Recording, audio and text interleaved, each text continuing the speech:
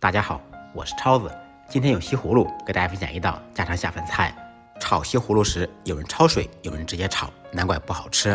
今天大厨教你正确做法，脆嫩爽口，下酒又下饭。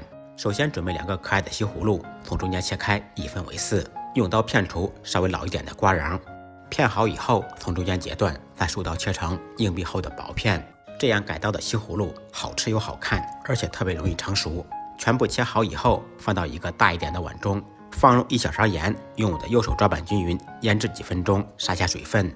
这一步可以去除西葫芦的涩味，还可以保留住它的鲜味。利用腌制的时间，准备一点小料：1小块生姜切成姜片，少许蒜片和葱花。不能吃辣的朋友放2个小米辣锻炼一下，切成小圈。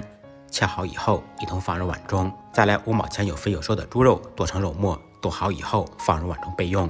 几分钟以后，西葫芦就杀出水了。经过杀水以后特别咸，所以我们需要加入清水清洗一下，洗掉多余的咸味。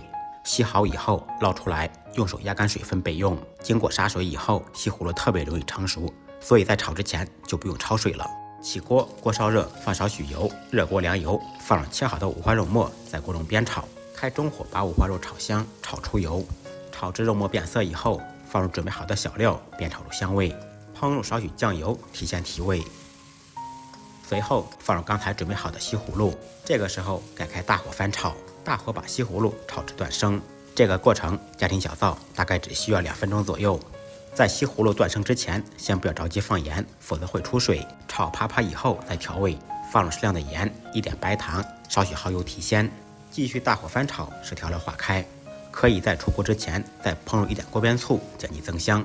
翻炒均匀，起锅装盘，一道脆嫩爽口、下酒下饭的小炒西葫芦就做好了。简单的家常菜，不一样的味道。如果您喜欢，可以关注、点赞、收藏。再忙再累，记得按时吃饭。下期视频见，拜拜。